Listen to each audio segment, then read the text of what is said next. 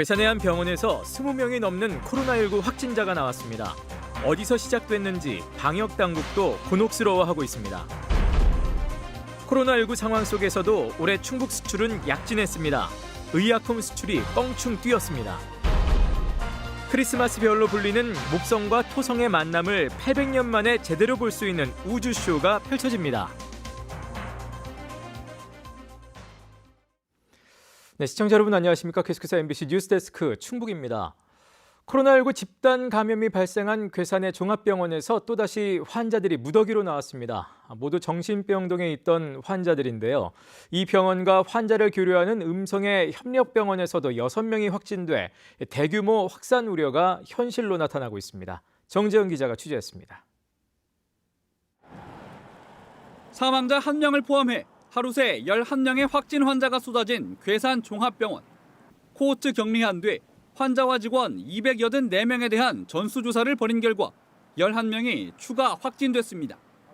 눈에 띄는 건 앞선 11명과 마찬가지로 모두 3층 정신병동에서만 감염자가 나왔다는 점입니다. 병동 환자 특성상 마스크 착용 등 방역수칙 준수에 한계가 있다 보니 빈틈을 타고 전파된 것으로 보건당국은 추정하고 있습니다. 외부 접촉이 차단된 폐쇄병동인데다 입원 전에 모두 코로나19 음성 판정을 받았던 환자들. 잠복기에 있었던 건지 아니면 함께 확진된 정신병동 직원 2명을 통해 유입됐는지 모든 가능성에 대한 역학조사가 진행되고 있습니다. 종사자들이야말로 접촉자나 아니면 동선이 많기 때문에 좀 양쪽을 다 의심의 여지를 두고 양갈래로 지금 역학조사를 하고 있는 상황입니다. 이 병원과 환자를 수시로 교류해 확산 우려가 컸던 음성의 정신병원에서도 환자 6명이 양성 판정을 받았습니다. 3명은 지난 9일부터 15일 사이 괴산 종합병원에서 치료를 받고 돌아온 환자였고 이들 중 1명과 같은 병실을 쓴 2명도 확진됐습니다. 괴산 종합병원 확진 환자 22명 가운데 14명이 이 병원에 머물다 간 환자로 확인됐는데 둘 중 한 곳에서 집단 감염이 시작된 뒤 환자가 오가는 과정에서 전파된 걸로 보입니다. 확인서를 지참해야지만 입원이 가능하도록 그 정도로 강화를 하고 있었기 때문에 음성 S병원 자체에서 발병될 가능성은 좀 낮다고 보거든요. 그러면 아마 오고 가는 과정에서 이게 감염이 되지 않았나 이렇게. 이 정신병원에 대한 코호트 격리와 함께 같은 재단이 운영하는 인접병원까지 1,000명 넘는 환자와 직원에 대한 전수검사가 진행 중인 상태. 추가 확산 우려가 여전합니다. 이 밖에 하수처리장에 근무하는 충주시청 공무원과 코호트 격리 중인 제천 모병원 간호사, 기존 확진 환자의 배우자 등 산발적인 일상 감염도 잇따랐습니다. 모두의 확산 방지 노력에도 아랑곳 없이 충북의 누적 확진 환자는 벌써 650명에 바짝 다가섰습니다. MBC 뉴스 정재영입니다. 네, 앞서 서울뉴스에서도 보도됐습니다만 이춘재 연쇄살인 8차 사건의 범인으로 몰려 20년 동안 억울한 옥살이를 한 윤모 씨가 재심에서 사건 발생 32년 만에 무죄를 선고받았습니다. 수원지법 형사 12부는 과거 수사기관의 부실 행위로 잘못된 판결이 나왔다며 무죄를 선고했고 큰 고통을 받은 피고인에게 사법부 구성원의 일원으로 사과 말씀을 드린다고 밝혔습니다. 윤 씨는 최후 진술에서 하필 내게 왜 이런 일이 생겼을까라는 질문을 끊임없이 던져왔다며 그땐 내게 돈도 백도 없었지만 지금은 도움 주는 이가 많다며 감사를 표했습니다. 해당 사건은 1988년 화성군 태안읍 한 가정집에서 중학생이 성폭행을 당한 뒤 살해된 사건입니다. 청주시가 조정지역 해제 대상에서 제외됐습니다.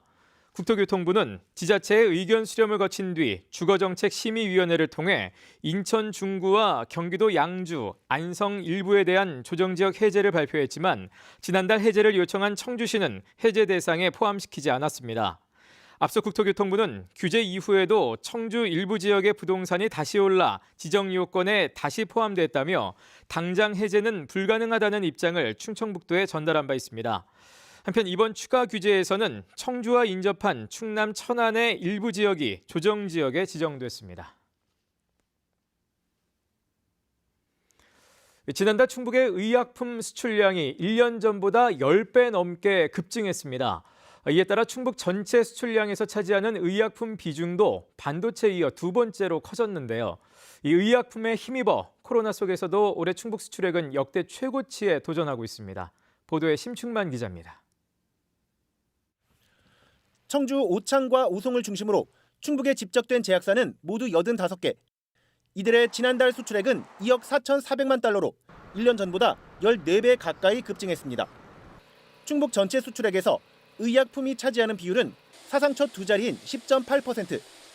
1년 전 10위권 바뀌던 의약품의 비중은 반도체에 이어 두 번째로 뛰어 올랐습니다.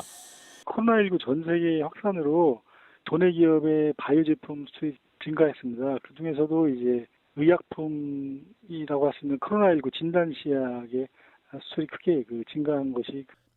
지난달 반도체 수출이 줄었는데도 의약품이 견인한 지난달 충북 전체 수출액은 전년 대비 27.6% 급증했고 올해 전체로 넓혀봐도 전년보다 10% 넘는 증가율을 기록해 대부분 마이너스거나 증감이 없는 상황에서 대전과 함께 이례적인 증가세를 나타냈습니다.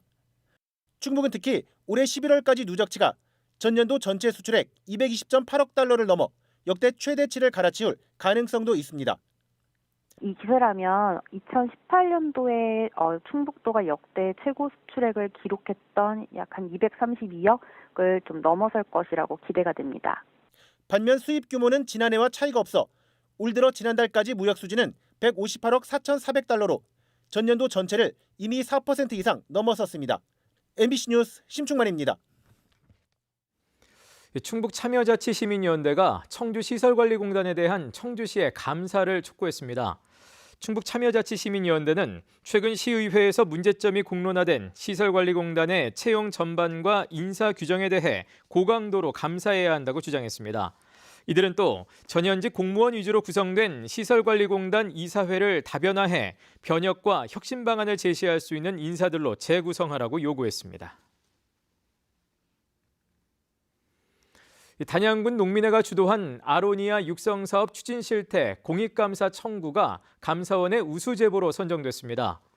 단양군 농민회는 제보를 통해 단양군이 의회의 동의 없이 아로니아 가공센터 위탁 운영 계약을 연장하고 예산을 편법 집행한 의혹을 밝혔습니다. 단양군 농민회는 지난해 5월 군민 1,021명의 서명을 받아 감사원에 공익감사를 청구해 이 같은 결과를 이끌어냈습니다. 네, 크리스마스를 앞두고 밤하늘에는 이른바 크리스마스 별이 떴습니다. 800년 만에 목성과 토성의 만남을 제대로 볼 수 있는 우주쇼가 매일 밤 펼쳐지고 있습니다. 허지희 기자가 전해드립니다. 산 아래로 지는 초승달 위로 두 개의 작은 별이 반짝입니다. 태양계에서 가장 큰 목성과 거대한 고리를 가진 토성입니다. 두 별의 만남을 800년 만에 제대로 볼 수 있는 우주쇼가 펼쳐집니다. 400년 전에도 가깝게 만났지만 당시 햇빛 때문에 관측이 어려웠다는 기록이 있습니다. 두 별의 이번 재회가 의미가 있는 건 예수 탄생을 위해 길을 떠난 동방 박사들이 인도했던 예루살렘의 별, 일명 크리스마스 별로 불리기 때문. 학계에선 성경에 나오는 별이 당시 목성과 토성, 혹은 목성과 금성의 근접 현상이었을 가능성이 큰 것으로 보고 있습니다.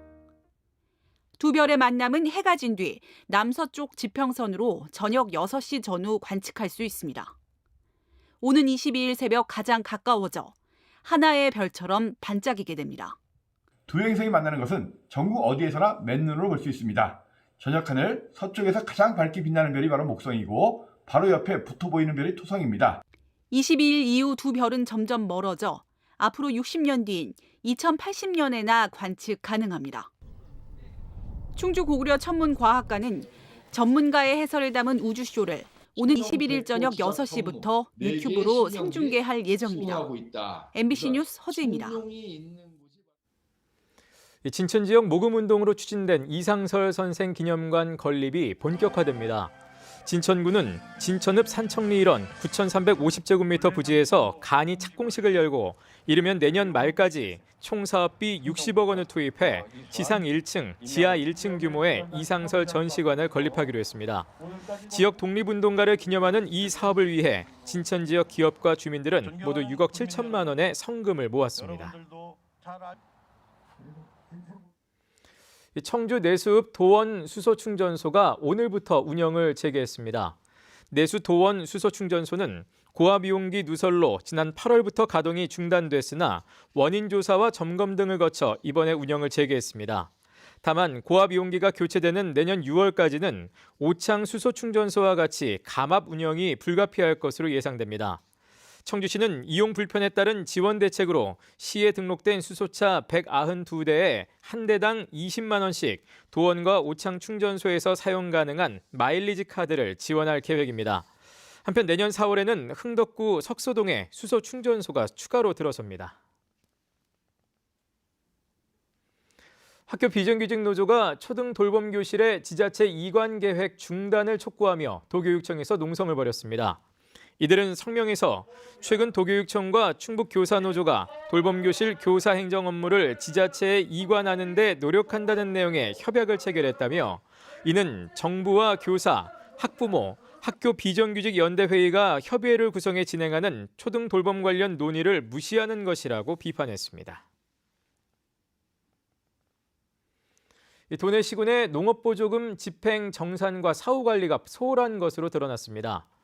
충청북도는 올해 옥천과 제천, 청주, 진천의 농업보조금 집행 실태를 특정 감사해 20건은 행정조치하고 3건은 1,100만 원을 회수했으며 4건은 관련 공무원을 문책했습니다.